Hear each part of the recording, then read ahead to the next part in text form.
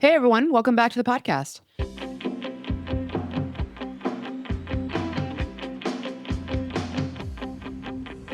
Today, we are talking about what control is costing you in your life. This is something that I think almost every single one of us who's watching and listening can relate to, because aren't we almost always trying to control our lives? And why wouldn't we? Right? Why wouldn't we? But, it is costing us. And we're going to get into that. Okay. And I'm going to give you power moves to move out of it. So Okay? what's what we are trying to control, not what's controlling us Yeah. necessarily, although it could be one and the same. Yeah, right. Exactly. Yeah. Interesting. Okay. So have you ever noticed that the more you try to control something in your life, the more exhausted you become?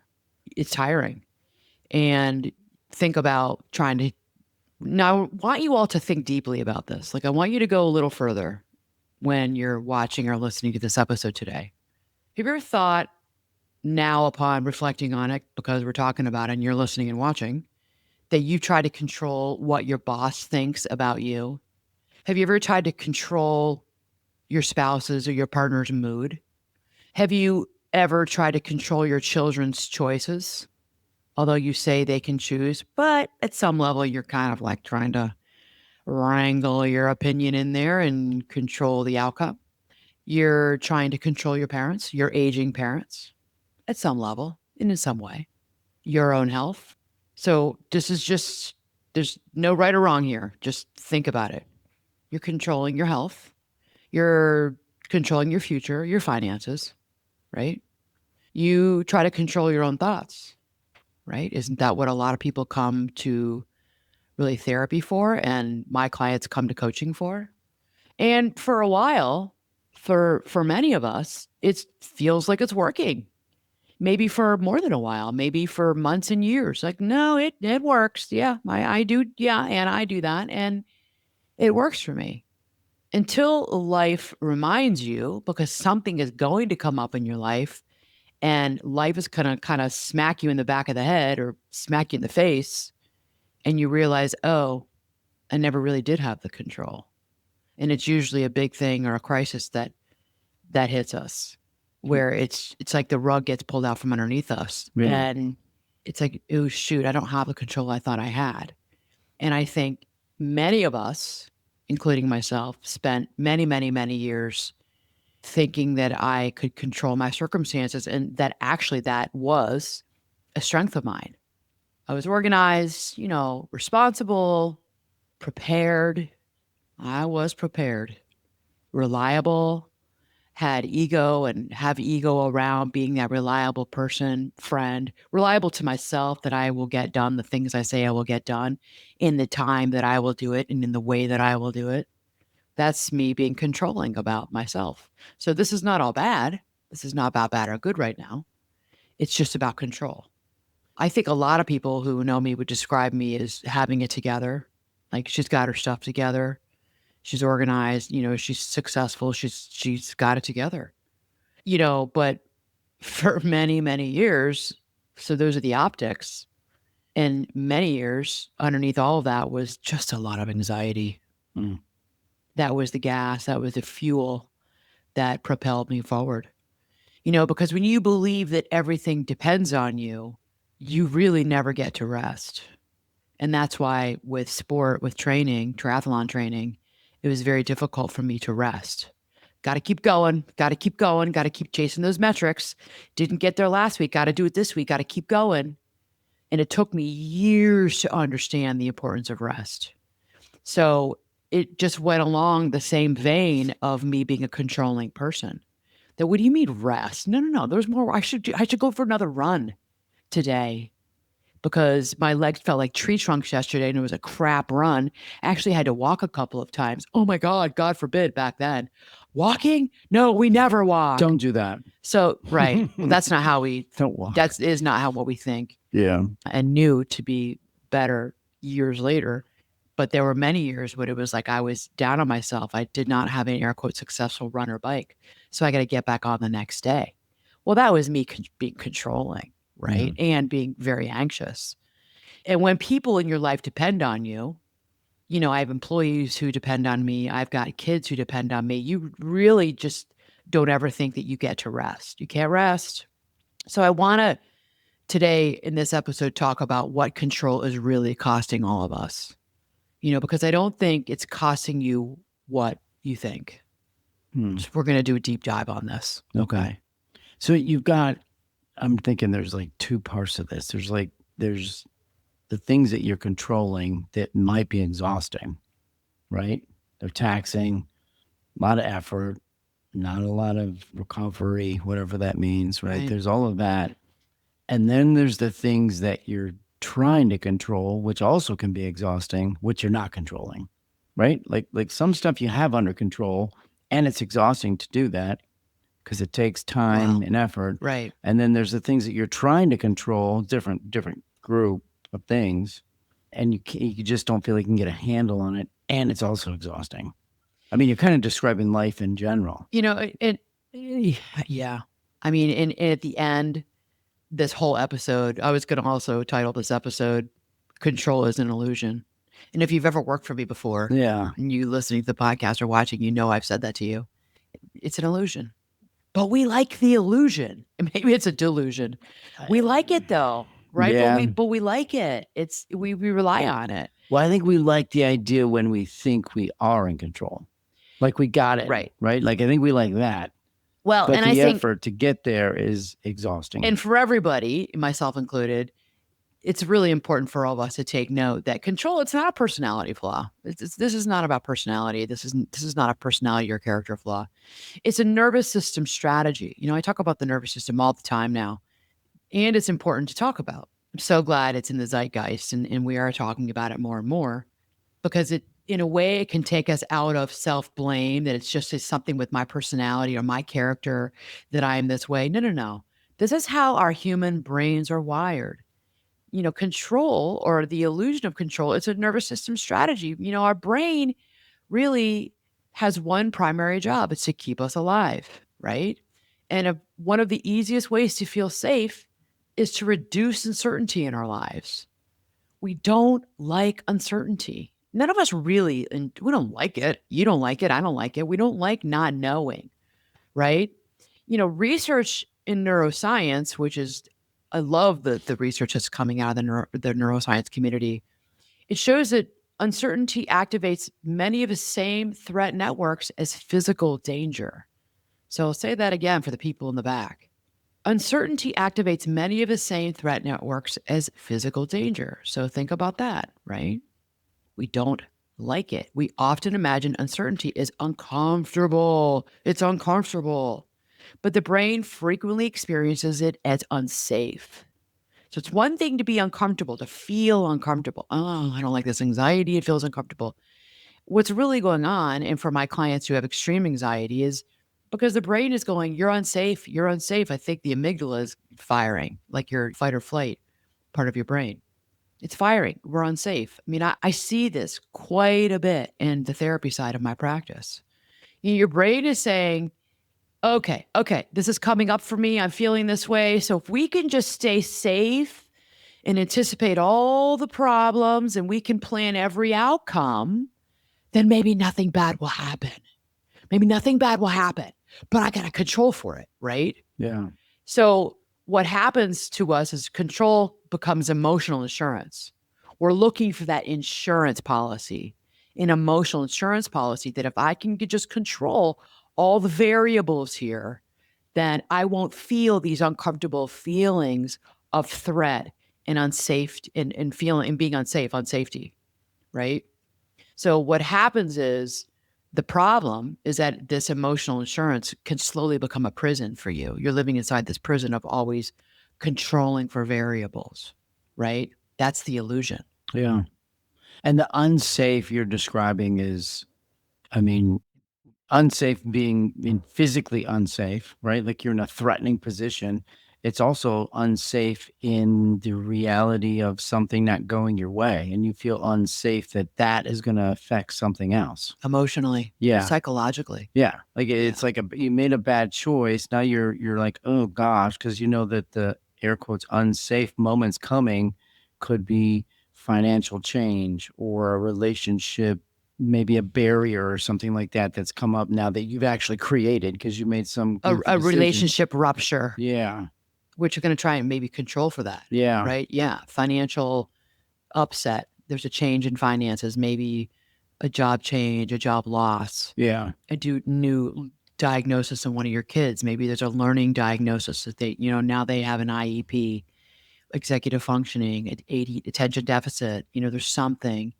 Okay, I control for this. I'm going to white knuckle this. I'm going to make sure, I'm going to control over everything. I'm going to make sure the school, a lot of this is good stuff. It's not like I always say, this is not good or bad. It's just observing. And I see this with parents of younger kids trying to control for every factor of their kid's life in the school system, which I think it's important to be involved. But I see parents like really being control freaks about it because they feel like they've lost all the control, Yeah. which is its own set of issues. But let's get into the hidden costs. What are the hidden costs of being air quote controlling? You know, most people think that it costs time. And I think that it really does cost us something bigger. It costs us our presence, being here right now in this present moment. You when you're all up in your head about control in your life, you're never fully in a way where you are. You never are fully where your feet are planted. You're mentally rehearsing maybe something that happened. You're looking in the rearview mirror and you're mentally rehearsing a conversation that did happen, or you're mentally rehearsing tomorrow. You're either looking back or you're staring forward. So you're looking back and in your head trying to, they say in 12 step, look back, but don't stare. And I've said that on the podcast here many times with all of you. Look back, but don't stare. When you're driving your car, you glance in the rearview mirror, but you don't stare in the rearview mirror. You're gonna have to look forward. Your hands are on the steering wheel. Look forward. Where are you going? Yeah. It's the same for your life. And if you're staring in the rearview mirror, you will get into a car accident because you have to watch where you're going. But many of us will stare, figuratively speaking, stare in the rearview mirror, replaying a conversation that feels unsettling to us or made us mad or disappointed or sad or angry or frustrated or lack of closure. So we replay it over our minds, maybe to make ourselves feel better, to justify something, to rationalize something. That is you working at controlling the situation, your narrative of something that already happened.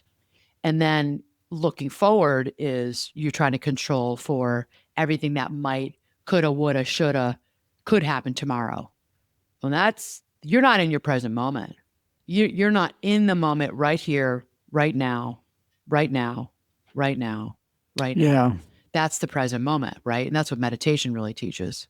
It also costs us intimacy in our lives. So it costs us presence, but it also costs us intimacy. I mean, how can you deeply connect with someone when you're always trying to manage stuff? We can't control. When we are controlling, it quietly communicates to others. And make no mistake, the people in your life pick up on this. It's the sixth sense, or it's the unspoken nonverbal communication and language that's going on with you and your loved ones.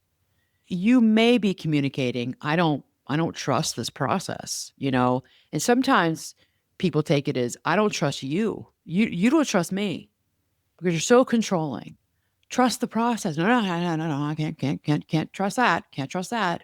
Yeah. Well, then do you not trust me? Do you not trust me to make decisions for our family? Do you not trust me to to know what's right? Do you not trust your boss, your colleagues, your coworkers to also make decisions? Maybe they are smart. Maybe they are reasonable and can make decisions too. And I think that, it costs you your presence in the moment, but it also costs us intimacy and all the different levels of intimacy. Yeah. And this is why we're doing a deep dive in control, because I don't think we talk about this enough. People are, make no mistake, people are picking up on it. They just may not have the language to say what it is for them that's coming up. It's like, yeah, they are that way. You are that way. You are controlling. And I never thought about it like this, but this is how it makes me feel. And most times it's like the micro expressions, it's the micro conversations we have. And we're just like, whatever, we're busy. We're going about our day. We've got 5 other things in our mind that morning or on the phone call. I got to go. I got something else I got to take care of. But It's like, like me calling you to remind you of something and me being controlling of you to do this, do that. And you're like, yeah, yeah, yeah. And maybe I do this to you a little bit Who's because, to say? well, me as my anxiety, because I can be this way. Yeah. I can be this way. Yeah. Yeah. Let's be honest. And I'm telling you, like, did you do this? Did you do that? And I'm being controlling, and you're like, yeah, yeah, yeah, I'll get it done. But you're at work, and you have other things that are going on in the present moment, and I'm trying to control the situation. What it could do is cost us our intimacy because deep down inside, if you really sat and thought about it, it's like, God, she's being controlling and she's not trusting me to get done what I say I'll do. And it's affecting me towards her. Not that you've never said this and I don't know this if it's true or not, but that's how I see it showing up with couples that I've worked with in the past. Right. Well, that makes Does that sense. make sense? Yeah. Yeah. Totally. Can we take a couple steps back? Okay. I mean, I see it that life is all about control. Yeah. Everyone feels like they are the ones holding the steering wheel, driving themselves through their life. Right. Right. And the illusion is that I've got it. And then there's outside influences, there's things that happen, there's just dumb luck, there's pure chance, there's, all kinds of stuff. Right. I'm really struggling with trying to figure out something where you're not in the mindset of trying to control it at all, right? Ever.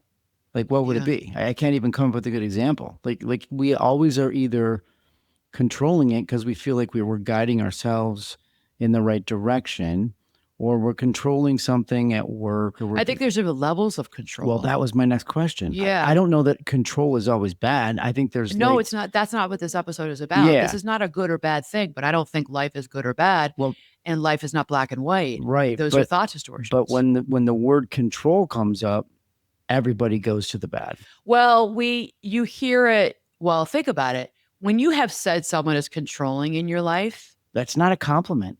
no, and it's usually someone who is controlling. Yeah. And define that person. Like the person, I don't say everybody that I'm friends with in my family is controlling because they're not. Yeah. But they're all trying to control, and we all want to have mastery, and we're looking for agency over our lives. Having agency over your life, you've got to have a sense of control. It's when that controlling piece is gone awry inside of you. Yeah. And for many of us, myself included, it's really about an underlying anxiety. So we're talking about anxiety that can get pathological. That can be, I mean, it can be an anxiety disorder for people. I don't have an anxiety disorder. I don't have a generalized anxiety disorder. I have anxiety, and I've always had it. I think it's genetic. My dad had it. I think it's part of my wiring that I have worried since I was a little kid. I just worry. I have to actively work on my worry and my anxiety. Yeah. I don't do it as much, but like I still wake up at night anxious. I woke up last night, 3 a.m. Look, what is going on? I was dreaming. I had an anxiety dream. It's a weird freaking dream. It's so random and weird dream. It's these people in my life that I haven't seen in years. It's just weird. But it was all, and I don't even remember the contents of the dream now because it's the next morning, but I just know it was anxiety. It is like truly like, it's a part of me. So I have to manage it. Yeah. But I can be controlling in managing my anxiety. We know, like, think about like our kids and think about our siblings, like think about our close family members. I mean, not everybody is controlling, but everybody that we know is trying to control their life for happiness and for peace. Does that make sense? Of course. Of course. I think, and you also can say, like, way to go, so and so. You took complete control of that situation. Like, there's moments I think. Well, there's times you have to, right? Right, but I think that's like a really good thing. But that's not where our brain goes first. Well, you took control versus So Johnny is so controlling. Usually, it's controlling of others. When we say that, Yeah. it's because we're feeling managed and controlled by another person. That's when you hear someone saying they're so controlling. Yeah. That comes from also the world of 12-step. You can't fix manage. That's one of the tenets of 12 steps is that you realize you can't fix, manage, and control other people. So it's a big, big freaking deal to back away from being controlling. So, good job. So you took that situation, you controlled that. That was awesome what you just did. I mean, you take somebody who in a group situation and things are getting out of control and someone stands up and says, all right, this is what we're doing. especially crisis situations, the person who doesn't panic, you need that person, Yeah, sure. right? You need that person. Yeah. But you take another situation where, let's say you have a group and, you have a big event that's coming up and you have the same person who's always telling everybody what to do. You're planning for this event that's in 3 months. They tell everybody what to do in the staff meetings. They try to run everybody around. You go do this, you go do that. It's like, chill out. You're not my boss, and stop controlling me and all of us. See how it's very different? Were you in a meeting with me yesterday? Yeah, there you go. This is like almost word for word. You know what it's Yeah. like. We all know what it's like. We Yeah. feel like someone is, air quote, controlling us. Yeah, totally. So having mastery over your life and having agency, part of that is feeling like I'm in control. Yeah. It's also knowing what to do to roll with the punches of life when you can't control. Yeah. Because we can't control every situation. So, But those people cannot, they really struggle with those situations. yeah. I have to work very hard to move out of being controlling. Yeah. I really do. So what gets to you more? Somebody that comes into your bubble is trying to control, or you trying to control something and you can't do it? Well, I don't really have anybody who comes into my life to try to control me anymore. Yeah, you do. I can give you a list of names right now. Do I? Who? I'm not. I'd never kiss the and tell, kids? but The like, kids? yeah, let's go. I mean, you know The that's kids? yes. You think the kids are trying to control me? Why have we have I one wasn't kid? thinking the kids. I was thinking others, but like, okay, keep going. I kind of do when I really know who you're talking about. Okay. We have one kid who she manages me. She's the manager. She's been the house manager since she was a little kid. Yeah. She manages us. I know you. Yeah, she is controlling. Yeah. Who else are you talking about? Just for the record, I didn't have any one of the 5 of our children on the list of people that I was referring to in the moment. So just so we're clear. But just answer the question, what gets to you personally? I mean, you could ask me the same question. I'm still stuck on who you think is trying to control me. Well, don't get stuck on that. When we get off here, you're going to tell me because I don't know who you're talking about. Okay, that'll be You think that'll somebody be in the tries to B-side. manage and control? Who is it? Oh, mystery. I don't think anybody really because I would know the feeling inside of myself of stop trying to manage me. Yeah. Stop trying to control me. I'm not saying that somebody necessarily is in your bubble that's trying to control your every move, but I think that there are people that come into your bubble that, like, when they do, there's pretty consistent they moments. try to tell me how to be. They try to tell me how to act. Or where to go, or how to, what the agenda is, or, it could be anything. Right. Versus, let's go back to the question. Oh, I kind of know. All right. Can we go back? I kind of know who you're talking about. Okay. Now. Can we just go back to the question? Because I'm just curious, and Okay. I'm thinking everybody would love to hear you actually answer the question. What drives you more crazy? The person that jumps inside your world for a second and is controlling or tries to be controlling of you or of your movements or of your decisions? Or is it you trying to control things in your own life and feeling like you're not actually pulling it off? That hands down. Okay. Me trying to control things in my own life and feeling like I can't. Yeah, that's the crux of all this. And I think it is for all of us. I mean, we can handle other people externally who come in and we feel like stop trying to control me. Yeah. We can push back on that. We can get irritated and annoyed with that. How? Because you're going to now take control over, right? You can ignore it. You can remove yourself from the situation. You can just kind of go and complain to your friend about the other person. It's more me with me. It always is. I think it's us with us, ourselves. It's me with the illusion of control and trying to manage my life circumstances and then feeling badly when it doesn't go the way I want to because damn it, I was in control or I should have been more in control. Yeah. And here come the thought distortions. All the black and white thinking that goes on. Yeah. The catastrophizing when it doesn't happen the way we want it to happen. Oh my God, like it's all going to shit. It's all that goes on in my head. That's by far worse than feeling like somebody else is trying to control me. And I would venture to guess that most of you would agree with that. I'm the opposite. Are you? Yeah. And that's why I asked the question, because I was just curious what you were going to say. I'm the opposite. I mean, if I'm trying to control something and I'm not doing a good job, I feel like I've got 100% control over changing the effort, changing the strategy, changing the trajectory of the efforts to make something change for the better, in my opinion, whatever that means, the better.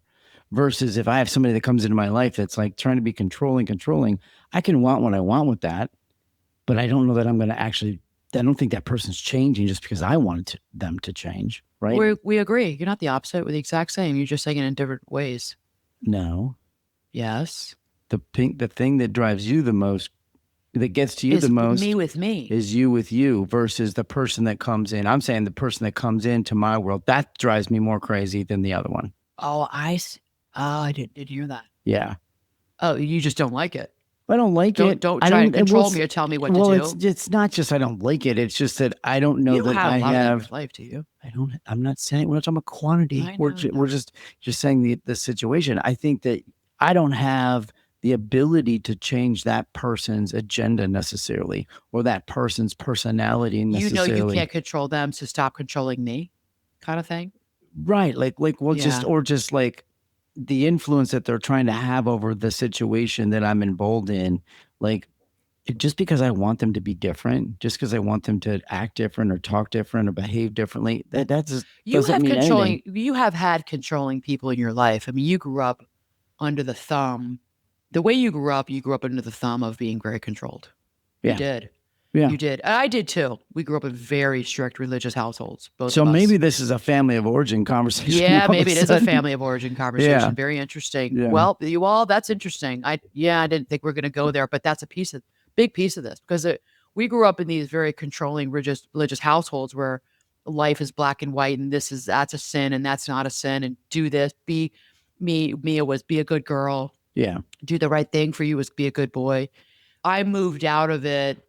I think it changed as I got into my 20s and 30s with my parents. It did change a little bit. I mean, I think that, or maybe because I moved across the country, halfway across the country, and my parents just didn't see, I don't know, it changed as I grew into my own differentiated, individuated adult self from my family of origin. And I was far enough away that I was in, and I was also in therapy about it and working on, my own sense of self and agency. You grew up similar to me, but I have found that your family is, well, they're still very controlling of you, even try to be to this day.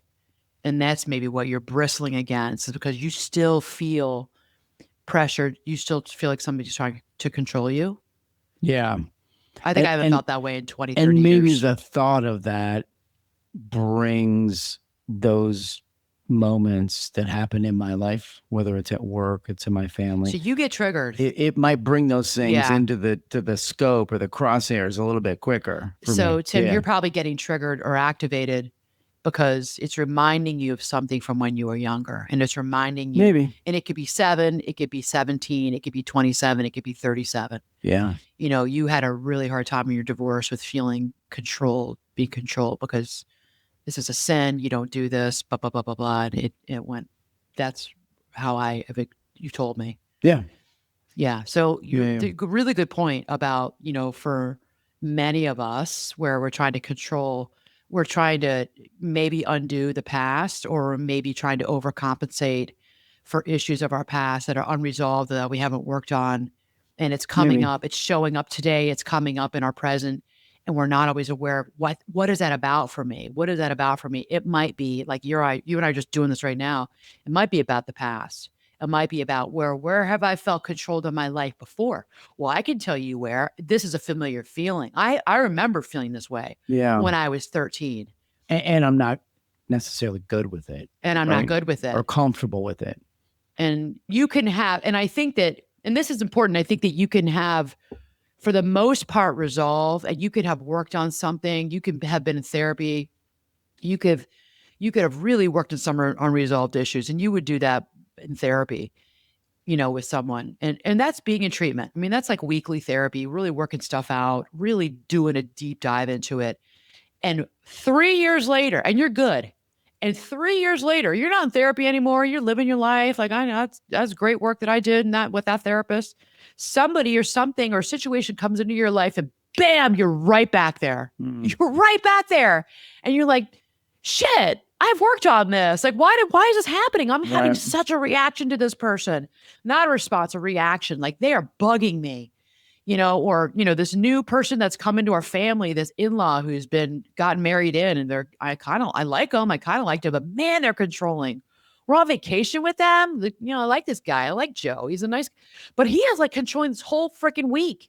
Like, who does he think he is? Well, maybe because Joe is controlling. Joe's got his own stuff, but it's triggering you. Like, you're not the boss of me, dude, but I'm 35, 40 years old. Yeah. And I'm saying, you're not the boss of me. That's a very young statement to make, like you're 6 years old again. Then look at that. But Right. that's very human. And It's very human in I think you might be us. able to make the argument that might be more common, It's so right, common. than the other. Because Than people come, how you feel. yeah, because my clients will come back and like, and I need a tune up. I'm like, what's going Yeah. on? What's happening? Like, well, I've like done so well. We're working on, you and I worked on this years ago, and now the situation, and that's okay. Yeah. That's what's brought me back to therapy. I'd go back to therapy, when I've had there's really been a dust up with something in my life Sure. that I have dealt with. I don't need to spend 6 months with you. I need a handful of sessions because I got to work this through because it's coming back up again. And I want to understand it again. And I understand why this person is triggering me. Now they're getting on my nerves. It doesn't mean you're going to go back for months and months and months and months. You just have had a dust up, and you need to deal with it. Yeah. I can't tell you how many times that's happened. Yeah. Because we're human, and you're not where you were 4 years ago. We're not doing the work that when you did with me when you first came, when you didn't even have any insight. You've got a lot of insight now. You just have somebody or a situation that's really, it's got to you right now, and you'll get past it. Yeah. I think it's a balance. Because we all can appreciate, maybe it's an employee of ours that manages people, let's say, and we can appreciate when they rise up and they take control, right? And they guide their team in a certain event or in a certain decision, something like that. We can appreciate that. That is a feel good, right? Way to go. You took complete control, your team of 20, you got through this. It was a hard time. There are a lot of exterior influences in this thing, but nicely done. Versus that other employee who's coming in and is just like that just barking orders and trying to just guide Hear something. themselves talk. Yes. Yeah.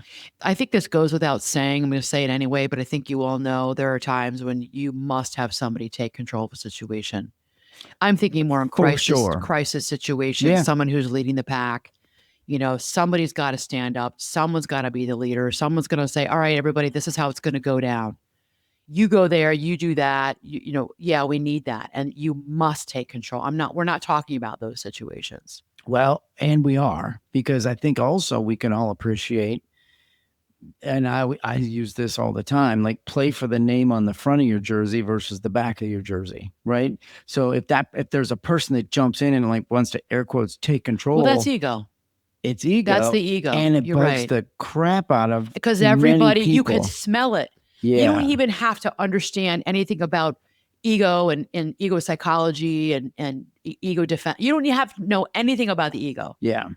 And never have taken a psychology 101 course in your life. And you know it when you see it. Sure. You know it when you see it. And you may not think to yourself, that's their ego. Well, that's what it is. Yeah. You may say it's narcissistic. It's ego. It's having a big ego. And it's a big, it's like, and you know it when you see it. Yeah. Versus the person who's coming in as a leader, who's there to help, who's interested in, like, it's a back and forth, like, is there to help the greater good. Yeah. The ego is there. That person might be there to hear themselves speak, or because they want to step up and they want to take over. Well, they want some type of credit. They have ego around control. Yeah. There's ego around control. Yeah. So let's continue on. So the hidden costs of control, which is where we were at. So it costs you your presence, being in the present moment. It costs intimacy. We just talked about that. It really does. It costs relationships with people when you're always so controlling. It costs us our creativity. Creativity requires uncertainty. So much of being a creative is about being uncertain, right? Innovation requires uncertainty. Think about the Wright brothers. Like, they were innovators. There were times that they were so freaking uncertain about what they were doing, building that plane, if it was going to fly.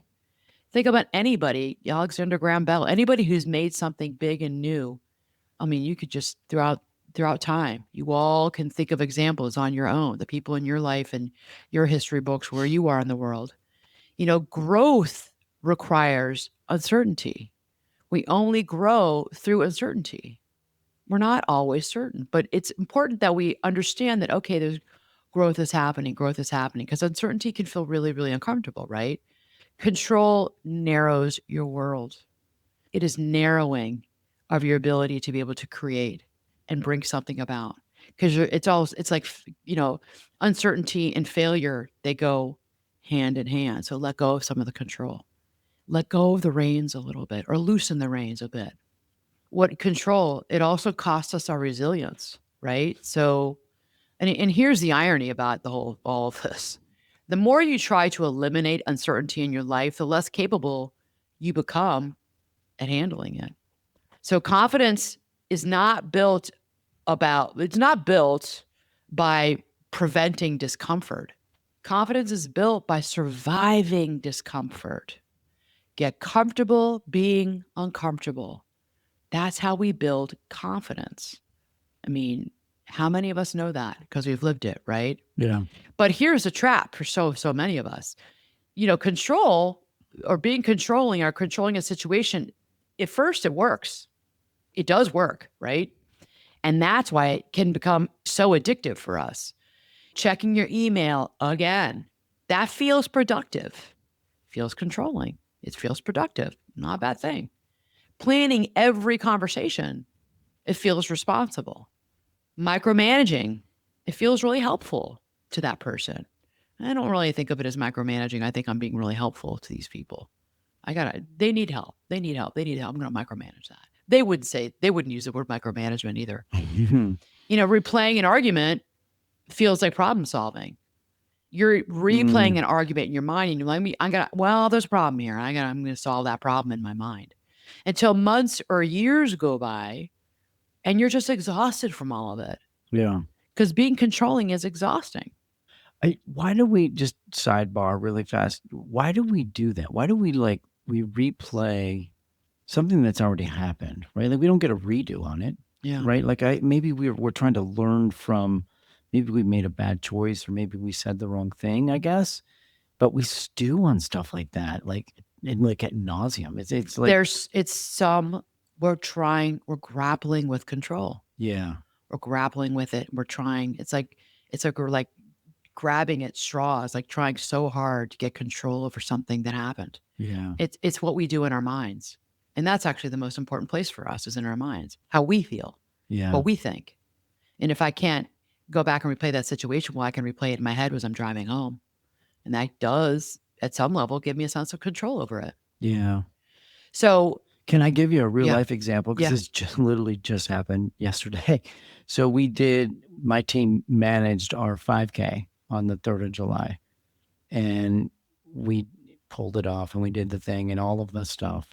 And then we kind of did a rap meeting yesterday, talking about it, about what went well, what would you feel good about, right. What were the things, the debrief. Yeah. The rap, right. And it's interesting because you try and balance the celebration of success with the, oh, I wish we would have list, right? Woulda, could, yeah. You know what I mean? Yeah. But in the reality of it is, I guess in your mind, you're trying to, I guess, wish that you had made a different decision for one or two things. Right. And yet you don't get to go back and change that. I think the only thing you get to gain is knowledge for the next time. You know what I mean? But it's interesting to watch. I mean, there were 5 of us in the room, and just everybody's wheels were spinning in their mind and trying to relive the day, and everybody had different perspective, which was kind of interesting. Yeah. And yet the things that we did really, really well, we kind of glazed over that stuff. We acknowledged it for a second, but the stuff that really got to us were the one or two things. And it's okay. Because it felt like we didn't control that well enough. Yeah, but we try to manage for it better. You can't. It's not perfect. Right. It's like a wedding. There's all kinds of stuff that Things goes are going to wrong, go wrong. but no one sees it. So it's you have to remember, it's okay, it bothers you. It might bother us, but it didn't bother them. Versus right? glass half empty. Yeah. Interesting stuff. Yeah. So, okay, before we get into going further into power moves, I want to remind you all to reach out to me if you want to work with me. The group coaching is starting. Gosh, when are you all going to see this? I think it's going to be the 16th, maybe of July. Are you going to hear this episode or watch this? July 22nd starts my next group coaching cohort, Quiet the Noise. So if you want information about that, email me, hello@annamarcolin.com if you're interested in group coaching. And if you are interested in just working with me for individual private coaching, you can email me at that same address. And as always, if you're in Illinois and you're looking for therapy, I can work with you. If you're in Illinois, I have a couple slots for therapy. I don't have as many slots right now for therapy. It's interesting. It's a summertime and things probably usually slow down, but I'm just pretty slammed. So, but regardless, reach out to me, okay? And let's see if I'm a fit for you and you want to work with me. I'm open to doing that. Okay. Can you give us really quick, give us like the 45-second, like what's the structure of that group coaching? Like what's that going to feel like for somebody? It's an hour and 15 minutes. It's every Wednesday evening. Everybody's getting their own. So everyone that's joining the group, I'm keeping it small on purpose. These are really small, intimate groups. They're wonderful. People really get to know each other. And you're getting with me and the work you're going to do when you're done in 6 weeks, you would do probably in 6 months with another person. I mean, we're moving quickly. I'm teaching you a lot of the skills that I teach my private individual therapy and coaching clients. You're getting it in 6 weeks. And there's a lot of conversation. So I keep it small so that you get to talk about yourself. You get to bring up issues in your life. And what I'm doing this time, which I love it. Everybody's getting a 30-minute private coaching session with me. So I try to do them before it starts because I want to know what your issues are, what you want to work on in the group coaching. So everybody's getting a private 30-minute session with me. Then we go into, and if you can't do it before, that's fine. We'll do it at some point during the 6 weeks. So you have that. I know that about you and I'm keeping it small. So I'm thinking about all of you and what it is that you want to deal with. But we're going through all the different, and I have a framework that I use. It's Quiet the Noise. It's really about emotion regulation skills, teaching you. And I mean, we cover a lot in 6 weeks, but this is something, and I don't want to, if you want the information, email me and I'll share with you and I'll email you really actually what we talk about in all 6 weeks. I'll give that to you, but you're getting such good work done. And if you can't make it on a Wednesday evening because it's summertime, they're all recorded. So you'll get the recording. So you won't be live in the group, but you're going to get all the recordings so that, you can watch it on your own time. Okay. And you have access to me. You've got access to me. That to me is big, I guess. You got to remember, I mean, I've been doing this for 30 years. I'm a master's level therapist and coach. So you're getting really good stuff here. And I don't usually toot my own horn. I don't think I do it enough because my colleagues are like, why don't you talk more about what it is, how long you've been doing this? I've been in private practice for 26 years now. So this is a steal. If I had someone who I needed, who was coming along, who was offering this is a steal. My consultants and people are mad at me. They're like, you should be charging thousands of dollars for this. I'm not doing that. It's $697. $700 for 6 sessions. I think it's plus a 30-minute private session you're getting with me. It turns out to be like $100 a session. That's a freaking steal. Not even if you can if you add the private in there, I guess. I didn't think of it. So really think about that, everybody. I would jump on this. I wish that there was someone for me like this 5 years ago. I really do. Right. I do. Like, I wish somebody was there for me. Well, it's hard to find really, really good coaches out there who know their shit. Yeah, it is. And I'm thinking now of like a couple people that I know that might benefit from this, like what you're describing. I'm like, shoot, like I'm gonna like funnel them towards it, right? Just like, hey, just consider this, or like. And if you know of somebody, if you know of somebody, have them reach out to me as well. Maybe it's not you, but you know somebody who could really benefit. Yeah. It's all gonna be about emotion regulation skills. We're gonna talk about rest. We're going to talk about how to have difficult conversations. We're going to talk about, we're just going to get into, and I don't want to give it all away because this is some really good stuff. And I'm protective of it because I've worked really, really hard at putting this together. So sure. You email me if you're interested and we'll get into it. Okay. Okay. So that starts in a couple of weeks. Okay. So, don't hesitate. Or you can go to my website, you can go to the coaching page on my website, you can click on group coaching, and it'll be right there for you. And that's going to really explain more on my website of what this group coaching is. And then you just click to pay, and then you go and you're in it. And then we'll get going and getting you set up with your private coaching session. Okay. All right. So back to control and what control is costing us. So, I'm going to give a little story here, going back to, one of my many, many races that I was doing when I was, getting ready for in triathlon training and getting ready to race. And if you've listened to me for any amount of time, you all know that I really struggled for many years with performance anxiety. And the performance anxiety really reached a new level when I became much more competitive.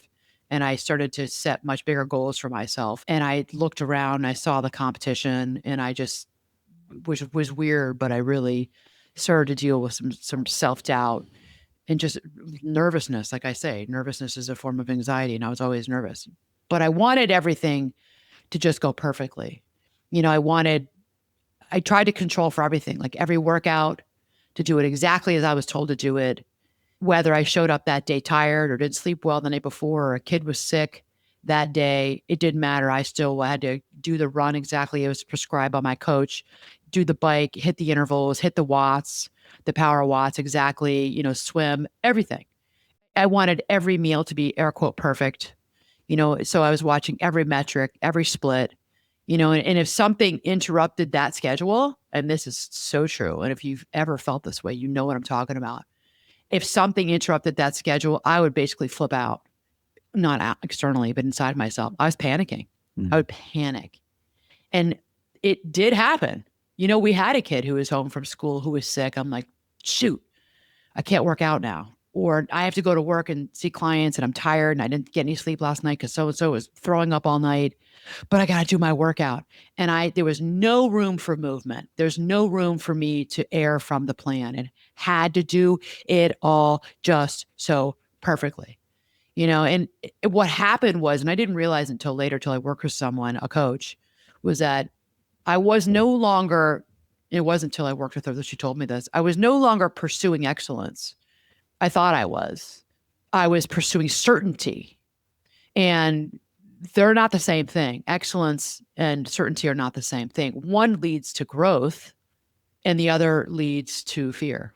And so I couldn't handle the uncertainty, because underneath my uncertainty, which she helped me understand and see, was that underneath that uncertainty was fear of all kinds of things, because it was so, so important to me. And it's big. It's really big. It's hard to explain it if you've never felt this way. I was very rigid in my thinking and very rigid in my behavior, because if I could just stay rigid and stay on the narrow path, then Yeah. I would be perfect, perfect, perfect, perfect. Yeah. Well, that's not life. It doesn't happen that way. You get sick. You wake up and you just feel like, You also have wake up days you're like, I don't really want to do one more freaking workout. Yeah. It doesn't matter. You have to go. You have to go. It's like, just got to go. I was this way to an extreme. So what does the research show about all this? What's the science behind all this controllingness in so many of us? It's called intolerance of certainty. So this is a concept from psychology, from research. Intolerance of uncertainty. Research shows that one of the strongest predictors of chronic anxiety in us, it's not how many stressful events happen to someone, it's how uncomfortable we are with not knowing, So it's how uncomfortable we are with the not knowing, the uncertainty, not knowing. And that's important, because it changes the question to, instead of asking, how do I gain more control over my life and my circumstances? Ask yourself, how do I become someone who can tolerate uncertainty? Those are completely different goals. And that's what I did in sport, learning how to tolerate uncertainty. And I had to put in the reps. I talk about putting in the reps here all the time, over and over and over again, about uncertainty. And my coach was really good about, I wrote an email this week. I don't think it comes out yet, my email newsletter, about, okay, you need to think about this. There's so much uncertainty coming into race day. What happens if you get kicked? What happens if you get, the swim, What happens if the goggles come off your face? What if you get water in your goggles? What if your chain comes off your bike? What if you get a flat tire? What if you drop your fuel on the run? Or what if your water bottle flies off on your bike, which you see happening all the time, and you've lost your fueling for the bike? You slip the goo slips out of your hand. What if it's a hot as Hades day and there's not a cloud in the sky and it's 95 degrees? What are you going to do? And there's no shade on the run. It's a boring backcountry road you're running on. How are you going to handle that? Yeah. You're going to slow down? What are you going to do? You're going to walk? What if there's no ice at the aid stations because they ran out or they just didn't have any that day? What are you going to do with all of that uncertainty? Yeah. You drive yourself crazy. It taught me, those questions taught me that, oh, there's uncertainty in everything. And I can't be certain that every bike on the trainer is going to be an air quote excellent, perfect bike on the trainer. Yeah. Because we bring our lives into, as athletes, we bring your whole life into training. You know, what if you did eat not great and perfectly the day before and you went to Shake Shack and had burgers and fries, which is really not an athlete's diet? It can be. Because you wanted it. Because Yeah. you wanted it. Because Yeah. you're eating clean all the time and damn it, you're sick of it. And you just want what you want. Yeah. Okay. But you didn't do it perfectly. That's all of us not having control Yeah. and letting it be okay and letting uncertainty sort of settle in. Not all the time, because we do want to have some control, right, over our lives, but letting uncertainty settle in. What? So I have a little problem with this. I mean, isn't life in general uncertain? Like I think Right. I think everything about everything is uncertainty. I don't think we like to think that way, though. I Well, don't think we. it doesn't matter whether you like to think that Well, way or but I not. think most of us have our modus operandi of how we think about life is, for the most part, we like to have certainty and control. I mean, I think there's a reason why God, the universe, however you want to think of it, doesn't let us know our futures, because you don't know because if you knew your future, for many of us, Right. for many of us, tragedy will strike. We will experience death and loss. We're going to have sadness in our lives, and I think there's a reason why we don't know that. Because if we did know that, we'd be freaking in the fetal position, a mess on the floor in the corner of the room, and we'd never get up and live our lives. But you would also know that, right? Yeah, but I don't know. I think that you're talking about like you don't know what's going to happen an hour from now, right? You're talking about like being good with uncertainty and the unknown, right? Because that's really what try this your is best. about. Yeah. You don't know what's going to happen tomorrow. You know if your client's going to cancel. Does that ruin your day? Is that a financial impact to us? I mean, you don't know any of that stuff. You have to be able to have a mindset where you expect uncertainty, right? You have to roll with it. And it doesn't mean you don't have the feelings that go along with it. Doesn't mean you don't have the feelings of disappointment, of anger and frustration. Yeah. You know, it's like it's rolling with the punches of what life throws at you. It's okay. You can have the feelings of, I'm annoyed right now that this is happening. That Waze told me that there was like little traffic on the way up to Wisconsin to go on vacation, but it's freaking gridlock and I just got on the highway. Yeah. Like this 4-hour trip's going to turn into a 6-7-hour trip at this point. Yeah. Can't control for that. It sucks. Yeah. It's like, just, take something like summer traffic in the cities. You try your best to control for it. And that's why we have our Google Maps and our Apple Maps and Waze and all that, because we're all trying to control. Right. And learning. It's not like this is Second City, right? This is not it's yes and yes and. Yeah. It's a game of pivoting. Do the best you can to pivot. Yeah. And try to embrace it. And that, I know that's really, really hard. I think that's the coaching, though. That the coaching needs to be. Yeah. I'm not trying to tell you how to do your thing, because I'm just speaking to myself and to anyone else. But like, expect those things to happen. Yes. And your mindset should be one of peace. And this is exactly what I talk about. My clients and I get in the weeds about this. Yeah. I mean, we get in the weeds of their lives when things like this happen. Yeah. Yeah. Like, you don't want the highs, and we've said this before, you don't want the highs to get too high, and you don't want the lows to get too low. You need to ride the middle of that wave graph. Ride the wave right? in the middle. If you can. Well, that's emotion regulation, actually. which is Yeah. what we talk about in my group coaching cohort. Yeah. We could really get into this. Yeah. So if this is an episode that's resonating for you, you're somebody who wants to be in the group coaching program. I mean, you want that because we do a deep dive in this, and you can you get to really spend time on yourself, and I'm gonna help you through it. I'm gonna teach you the That's skills. how I think that's helpful. Yeah, Right? Yeah. this is a really big Hmm. topic, control. So what is control protecting for all of us? What's and this is a coaching question. So I ask clients this is a coaching question I may be asking you if you work with me. And honestly, it's one of my favorite questions. When you notice yourself trying to control something in your life, I want you to pause. Just pause. Then ask yourself, what am I afraid would happen if I didn't control? What am I afraid is going to happen It just came full circle right if I now. don't control this situation? Right. Because then it's uncertain. Not right. It's not what should I do? It's not how do I stop? It's simply what am I protecting myself from? Failure? Judgment of others or me with myself? Is it embarrassment? Is it disappointment? Is it being ordinary? Right? For some people, it's being ordinary. Is it being rejected? Because control is usually protecting a fear that you just haven't named yet. And when I ask my clients that question, almost always they go, I've never been asked that before. And I have never really thought about it like that before, Anna. So that's the deep dive. Ask yourself, what is it protecting you from? There's something underneath control for you. Make sense? Yeah. Okay. All right. Let's get into the power moves. Here are your 5 power moves, everybody. Before I tell them to you, Cliffhanger. don't forget to subscribe, Nice. rate, and review the podcast with 5 stars. But wait, there's more. Write the reviews. Seriously, it takes like a minute to write like a really quick review. And we so appreciate it. Okay. Especially on Spotify. I have like no reviews on Spotify, and I love Spotify. I have no reviews on there. I'm like, oh my gosh, I need to like somehow get you all to go to Spotify if you're on there. Give me 5 stars and write something, because it's like really bad on Spotify. I don't know what's going on. I didn't even know you could write reviews on Spotify.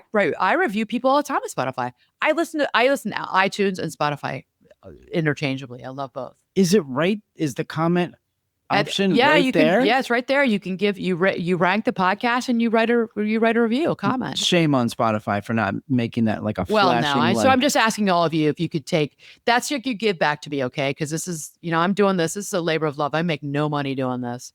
So that would just be your labor of love to me, your give back to me. So I so appreciate that. I'm going to give you one today. Okay, thank you. Just all right. So you can have one. All right.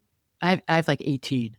I mean, people go for 6 years. I have 18 reviews on Spotify. That's it? 18. It's pretty bad. I'm going to be number 19 today. It's pretty bad. Yeah. Okay. Thank you, everybody, if you could do that. All right. So the 5 power moves for you. Number 1, I want you to catch control in real time. So I want you to notice the moment that you're sort of gripping at control, figuratively speaking. You're white knuckling it, you're gripping. Your shoulders know before your brain does. Your body knows before your brain does. All right. So catch control in real time. I notice it in my shoulders and my neck. My head and neck get real tight because that's me. That's the first sign that I'm trying to control a situation that I think is getting out of control. Number 2, I want you to separate influence from control. All right. You influence, you don't control. There's a huge difference. All right. You influence people in your life. You can influence a situation. You don't control it. It's a big one for people, a hard one for people to hear. And it's really important that you know that for yourself and you accept it. Your 3rd power move, I want you to practice uncertainty intentionally. Intentionally practice uncertainty in your life. Take the longer line. Don't immediately solve every problem at work and in your personal life for yourself and everybody around you. Don't immediately do that anymore. Delay checking your email if that's something that you do. Build your tolerance. Build your tolerance towards uncertainty. That's putting in the reps, right? You got to build it. This is not something you just do overnight. I'm telling you, take baby steps and work towards uncertainty, but you got to build that tolerance, okay? Next one, I want you to ask a different question. Instead of asking yourself, how do I make sure this works? How do I make sure this works? Ask yourself, who do I want to be regardless of how this turns out? That question changes everything. Who do I want to be regardless of how this whole thing turns out? That's a good one, actually. It's a really good one. Yeah. Love that. And then your last power move is I want you to trust yourself more than your plan. Trust yourself more than your plan. Plans fail. People adapt. The goal isn't a perfect plan. The goal is becoming someone who can handle imperfect outcomes. Mm. We just watched that movie with Brendan Fraser about D-Day, Pressure. Great movie, by the way. That was outstanding. About General Eisenhower and the meteorologist they brought in from Scotland. True story. And plans fail, and the screaming and the fighting that went back and forth about the plan. And he was telling them the plan is going to fail. The plan's going to fail. The weather, we've got hurricane weather systems coming in to Normandy. The plan's going to fail. And they're like, what are you talking about? 3 days out, and it's full sun out there. There's not a cloud in the sky. And they were back and forth for days. And they finally said, all right, the plan has failed. And we are going to accommodate. They all adapted and they all listened to this meteor. I mean, I don't want to give it all. It's such a good movie. So the plan wasn't perfect. And for all of you, the goal is not to be a perfect plan. It's becoming someone who can handle imperfect outcomes. Mm. Say the fourth one again. Ask a different question. Instead of asking yourself, how do I make sure this works? How do I make sure this works? Ask yourself, who do I want to be regardless of how this turns out? Yeah, okay. All right. I like that. All right. So maybe the goal isn't becoming someone who finally has everything under control, right? Maybe the goal is becoming someone who doesn't need everything under control to feel okay in your life. Because peace does not come from certainty. It comes from knowing that I'm going to be okay. I'm going to be okay, even when life surprises me, even when life does not go the way I want it to go. I'm going to be okay. That's confidence, not certainty. Confidence. All right. So if today's episode made any of you think of someone who's carrying the weight of trying to hold everything together, send this episode to them. Okay. And if you're tired of living in your head all the time, constantly managing, anticipating, and overthinking, come join me in the group coaching. This is exactly the kind of work we are doing. All right. We're going to do. We're not going to eliminate uncertainty for you. We're going to build the emotional strength for all of you to live well in the middle of it. All right. So until next time, remember, you don't need more control. You need more trust in yourself. All right, everyone. Until next week, mad love.